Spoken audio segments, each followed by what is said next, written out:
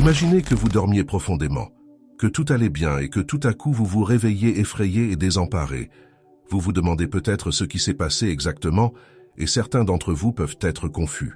Pour d'autres, dès qu'ils se réveillent, l'envie de dormir les quitte. Vous êtes-vous déjà demandé pourquoi cela se produit? Pourquoi vous réveillez-vous toujours au milieu de la nuit? Pour certains, c'est une fois par mois. Pour d'autres, c'est fréquent. Vous pourriez être surpris par cette tendance. Je suis là pour vous apporter des réponses et vous expliquer pourquoi vous vous réveillez toujours au milieu de la nuit, surtout vers 3 heures du matin. Mais avant d'entrer dans le vif du sujet, permettez-moi d'insister sur quelque chose. Beaucoup de choses dans nos vies ont une dimension spirituelle. Il y a un esprit derrière tout ce que nous voyons, et rien n'arrive par hasard. Le succès de nos efforts, ou quoi que ce soit d'autre, est souvent influencé par des forces spirituelles. Ainsi, lorsque vous vous réveillez fréquemment pendant la nuit, que ce soit à 1 heure ou à 3 heures du matin, il y a une signification spirituelle à cela. Beaucoup de gens rapportent avoir de tels réveils à 3 heures du matin. C'est une indication que Dieu essaie de communiquer ou de vous inciter à prendre certaines mesures. Lorsque vous vous réveillez à ce moment-là, c'est parce que Dieu veut vous transmettre un message, communiquer avec vous ou transmettre des messages qui vous sont propres. Ce sont les seules raisons de ces événements. Si vous êtes quelqu'un qui ne prend pas ces expériences au sérieux, cela peut avoir un impact négatif sur votre vie. Pendant ces premières heures du matin, lorsque le silence règne, c'est à ce moment-là que l'esprit aime communiquer et partager des informations vitales qui peuvent vous être très bénéfiques, à vous et à votre famille. Par conséquent, ignorer ces événements peut entraver votre capacité à accomplir ce que vous êtes censé faire. Lorsque vous vous réveillez pendant la nuit en tant que chrétien, c'est un signe que Dieu a quelque chose d'important à faire pour vous. Comment discernez-vous quand Dieu veut que vous agissiez? Il s'agit d'établir une conversation entre vous et lui par la prière. Dieu vous réveille dans le calme de la nuit pour communiquer, vous montrer des choses et vous guider. Ainsi, lorsque vous vous réveillez, au lieu de vous rendormir immédiatement, engagez-vous dans la prière. Demande à Dieu, « Que veux-tu me dire, Père? Que faut-il que tu me réveilles pour que je prie ?» Parfois, en ces temps particuliers, les forces des ténèbres ou le royaume de Satan peuvent travailler contre vous, essayant de vous affliger de maladies ou d'entraver votre progrès. Mais parce que Dieu est votre protecteur suprême et votre Père céleste qui désire le meilleur pour vous, il vous réveille pour vous dire « Mon fils, tu as besoin de prier. » Vous devez vous engager dans des activités spirituelles. Les choses ne sont pas ce qu'elles paraissent. Déjouez les plans de l'ennemi et accomplissez votre objectif. C'est pourquoi Dieu se soucie profondément de nous. Quand il nous réveille dans ces moments-là, c'est pour contrecarrer les plans de Satan. De plus, il se peut aussi que Dieu veuille que vous l'adoriez, que vous ayez une conversation avec lui ou que vous fassiez l'expérience d'une connexion profonde avec lui. Plus un enfant aimant cherche à se rapprocher de son père, plus cet amour devient profond. Imaginez-vous dans la peau d'une mère ou d'un père et vous avez 2 enfants. L'un d'entre eux ne vous approche constamment que lorsqu'il a besoin de quelque chose ou lorsqu'il est confronté à un problème. Chaque fois que vous les voyez, vous savez qu'ils sont sur le point de demander quelque chose et qu'ils ne contribuent pas aux tâches ménagères et n'ajoutent aucune valeur. Au fil du temps, vous pouvez vous lasser de ce schéma en vous demandant quel genre d'enfant ils sont. Maintenant, considérez votre 2e enfant. Quand ils viennent à vous, ils aiment s'asseoir et vous parler. Ils expriment leur amour, leur respect et s'engagent dans des conversations significatives. Ils peuvent passer des heures à parler, à sourire avec vous et à exprimer leur gratitude pour votre amour et votre fidélité. Maintenant, en tant qu'être humain, lequel de ces 2 enfants aimeriez-vous le plus? Dieu est notre Père céleste, et bien qu'il soit divin, il possède aussi la capacité de ressentir des émotions. Il peut éprouver de la douleur et de la joie. Donc, lorsque vous l'approchez, ne le faites pas seulement par nécessité. Au lieu de cela, profitez de ces moments calmes le matin où vous avez l'impression qu'il vous appelle gentiment en disant « Mon fils, je veux te parler ». La Bible, dans le livre du psaume 63:6 dit « Dans mon lit, je me souviens de toi. Je pense à toi pendant les veilles de la nuit ». David a également exprimé dans le psaume 119:55 « Dans la nuit, Seigneur, je me souviens de ton nom afin d'observer ta loi ». Le soir est en effet un moment propice pour des conversations intimes avec votre Père céleste. Nous vivons dans un monde spirituel où le bien et le mal se battent constamment, et le domaine spirituel a un impact significatif sur le physique. Pendant que nous dormons, le combat spirituel persiste, et il est courant que des actions malveillantes se produisent la nuit, lorsque l'obscurité favorise les activités cachées du mal. La nuit est associée au mal parce qu'elle choisit ce moment pour opérer et passer inaperçue. L'interruption nocturne de Dieu peut être un signal d'alarme stratégique pour contrer ou neutraliser ces activités et renforcer notre côté spirituel. Dans Matthieu 1, 25, la Bible nous met en garde contre le fait de semer la discorde pendant que nous dormons, soulignant que le malin travaille à provoquer le chaos dans notre sommeil. Dieu réveille les gens la nuit pour les avertir des activités spirituelles invisibles. Cette stratégie divine cherche à donner du pouvoir aux gens face aux ruses de l'ennemi en les appelant à la prière, comme antidote au démantèlement des plans maléfiques et à la restauration du contrôle spirituel. La perturbation du sommeil n'est pas une stratégie divine pour qu'en priant, vous puissiez surmonter les machinations de l'ennemi et ne pas tomber dans le confort. Il est tentant de se rendormir lorsque nous nous réveillons la nuit, mais il est crucial de prendre ces moments au sérieux et d'écouter ce que Dieu pourrait nous communiquer. Bien qu'il puisse sembler plus pratique de rester au lit, suivre les conseils divins est d'une importance capitale, bien que des questions puissent surgir quant à la raison pour laquelle Dieu choisit la nuit, plutôt que le jour, pour communiquer. La réalité est que Dieu peut nous propulser à n'importe quel moment de la journée. Les distractions peuvent nous empêcher d'entendre sa voix et de reconnaître les dangers spirituels. Mais dans le calme de la nuit, Dieu peut nous ouvrir les yeux pour comprendre la vérité plus clairement. Vous serez étonné du nombre de moments de la présence de Dieu que chaque jour peut faire pour votre esprit. Une personne qui passe 1 heure à prier la nuit est beaucoup plus puissante que quelqu'un qui passe 1 heure à prier pendant la journée. Il n'est pas surprenant que Jésus ait passé toute la nuit à prier la plupart du temps, car il comprenait le pouvoir des prières aux premières heures du matin.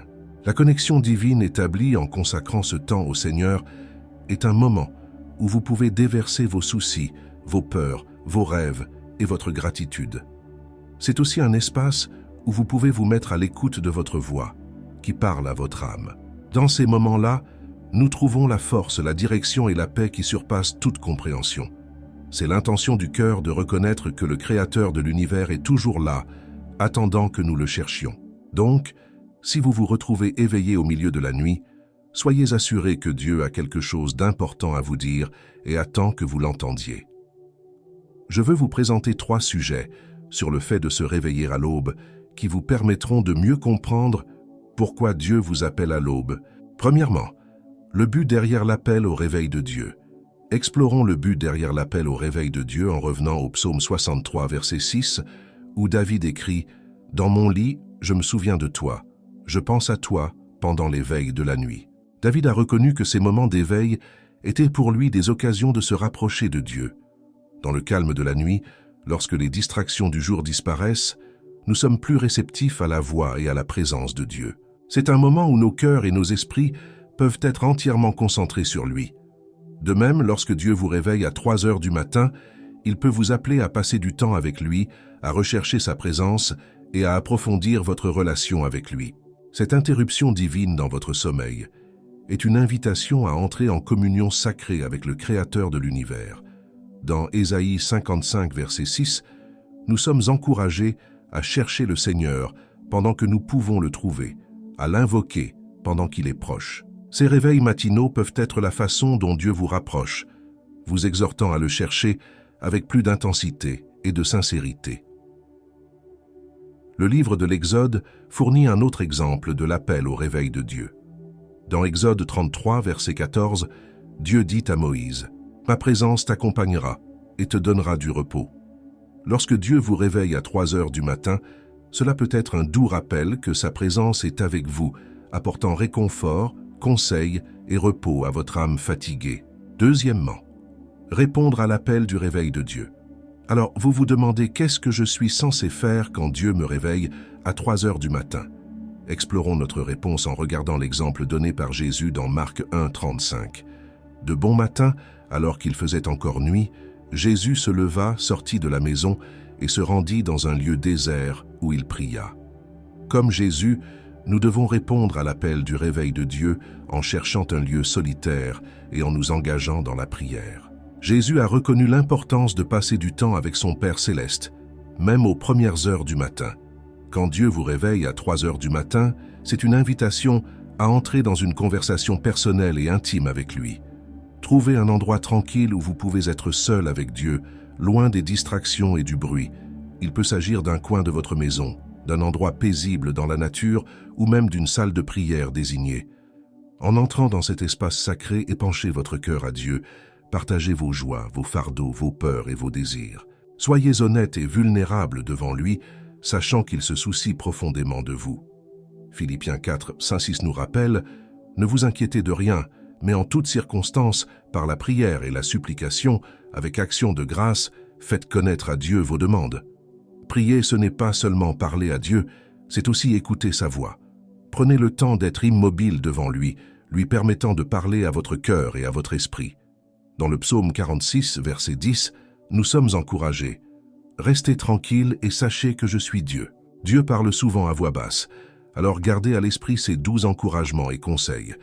De plus, recherchez la sagesse et les conseils de Dieu pendant ces réunions matinales. Proverbe 3, versets 5 et 6 nous rappelle « Confie-toi en l'Éternel de tout ton cœur, et ne t'appuie pas sur ton intelligence. Soumettez-vous à lui dans toutes vos voies, et il aplanira vos sentiers. Présentez-lui vos décisions, vos préoccupations et vos incertitudes, en cherchant à obtenir sa direction et sa clarté. Rappelez-vous que la prière est une conversation à double sens avec Dieu. En lui épanchant votre cœur, prenez aussi le temps de l'écouter et de discerner sa volonté. Sa sagesse est bien plus grande que la nôtre, et il désire nous guider dans tous les aspects de notre vie. Troisièmement, réfléchir à la parole de Dieu. La parole de Dieu est une source de sagesse, de réconfort et de guide pour nos vies. Dans le psaume 119, verset 105, nous lisons « Ta parole est une lampe à mes pieds, une lumière sur mon sentier. » Lorsque Dieu vous réveille à 3 heures du matin, cela peut être une invitation à passer du temps dans sa parole, lui permettant d'éclairer votre chemin et de vous rapprocher de lui. Tournons notre attention vers le psaume 119, verset 147 qui dit « Avant l'aube, je demande de l'aide. J'espère que c'est ce que vous dites. » Ce verset nous rappelle l'engagement du psalmiste à chercher Dieu tôt le matin et à trouver de l'espoir dans ses paroles. De même, lorsque Dieu vous réveille à 3 heures du matin, c'est une occasion unique de vous immerger dans les Écritures. Pendant ces heures matinales, lorsque le monde est encore calme et tranquille, vous pouvez vous adonner à la lecture, à la méditation et à la réflexion sur la parole de Dieu. C'est un moment où votre esprit est frais et votre cœur est réceptif aux vérités contenues dans les Écritures. En ouvrant les pages de la Bible, demandez au Saint-Esprit de vous guider et de vous révéler sa sagesse et sa vérité. La Bible n'est pas seulement une collection de textes anciens, mais elle est vivante et active, s'adressant directement à nos cœurs et à nos âmes. Hébreux 4, 12, choisissez un passage ou un livre spécifique de la Bible sur lequel vous concentrez pendant ces réunions matinales. Peut-être pourriez-vous suivre un plan de dévotion ou un guide d'études qui correspond à vos besoins et intérêts spirituels. Permettez aux Écritures de pénétrer profondément dans votre cœur, transformant vos pensées, vos attitudes et vos actions. Pendant que vous lisez, méditez sur les mots et laissez-les reposer. Réfléchissez à la façon dont ils s'appliquent à votre vie et à votre situation. Dans Josué 1, verset 8, Dieu instruit Josué « Que le livre de cette loi ne s'éloigne pas de ta bouche, mais méditez-le jour et nuit, afin d'avoir soin de faire selon tout ce qui y est écrit. Alors tu prospéreras dans ta voie, et tu réussiras. » Méditer sur la parole de Dieu nous permet d'intérioriser ces vérités et de les vivre dans notre vie quotidienne. Permettez également à la parole de Dieu de vous réconforter pendant ces réunions matinales. Le psaume 119, verset 50, dit « Voici ma consolation dans mes souffrances. Ta promesse me donne la vie. » Les promesses de Dieu donnent de la force, de l'espoir et du réconfort dans les moments difficiles. Que vos paroles apportent la paix à votre cœur troublé et l'assurance à votre âme fatiguée. Il est important de reconnaître qu'il a un but en tête pour ces perturbations de votre sommeil. C'est une invitation à s'approcher de lui, à rechercher sa présence et à répondre à son stimulus en ces premières heures du matin. Faites de la prière et de la réflexion sur la parole de Dieu une priorité, en recherchant ses conseils, sa sagesse et son réconfort alors que vous faites face aux défis de la vie. Permettez à votre parole d'éclairer votre chemin et de vous en rapprocher. Le psaume 119, verset 105 nous rappelle « Ta parole est une lampe à mes pieds, une lumière sur mon sentier. » De plus, lorsque Dieu vous réveille à 3 heures du matin, c'est l'occasion d'intercéder pour les autres, de prier pour vos proches, votre communauté et les besoins du monde. Ayez confiance dans le pouvoir de la prière et croyez que Dieu entend vos demandes. Jacques 5, verset 16, nous encourage à prier les uns pour les autres afin qu'ils soient guéris. La prière d'un homme juste est puissante et efficace. Rappelez-vous, ces appels de l'éveil de Dieu ne sont pas des événements aléatoires, mais plutôt des rendez-vous divins. Accueillez-les comme des opportunités de croissance spirituelle et de rencontre avec le Créateur. Permettez à ces moments d'approfondir votre relation avec lui et d'aligner votre cœur sur ses objectifs. La pratique de se réveiller tôt le matin, surtout à 3 heures, transcende la simple interruption du sommeil. Elle se révèle comme une invitation sacrée à l'introspection, à la communion et au renforcement de notre lien avec Dieu. Dans le calme de la nuit, nous sommes appelés à réfléchir sur l'essence de l'existence, sur le but plus grand qui nous guide et sur l'interconnexion entre le spirituel et le matériel. Ces éveils, loin d'être de simples hasards, sont des moments propices pour approfondir notre compréhension du sacré, pour entendre plus clairement la douce voix qui nous guide à travers les ombres de l'incertitude, et pour fortifier notre foi contre les adversités de la vie. Cette invitation à la vigilance spirituelle nous rappelle la fragilité de la condition humaine et le besoin constant de chercher des conseils, de la protection et de la force dans le divin. C'est un appel à transcender l'ego, à cultiver l'humilité et à reconnaître notre dépendance au sacré dans notre recherche de paix, de but et de plénitude. Puissions-nous accueillir ces moments avec des cœurs ouverts et des esprits réceptifs, leur permettant de nous guider vers une compréhension plus profonde de notre propre essence et de l'amour infini qui soutient l'univers. Et qu'à travers ce voyage, nous puissions trouver la vraie sérénité, la joie et un but plus élevé dans notre existence, tissant ainsi un héritage de foi, d'amour et d'espoir pour les générations futures. Et aujourd'hui, si vous voulez vous réconcilier avec notre Sauveur Jésus-Christ parce que vous vous êtes écarté des voies, ou si vous voulez commencer un nouveau voyage vers le salut éternel, commentez ci-dessous « Je t'accepte, Seigneur Jésus, comme mon seul et unique Seigneur et Sauveur de ma vie. » Jusqu'à la prochaine fois.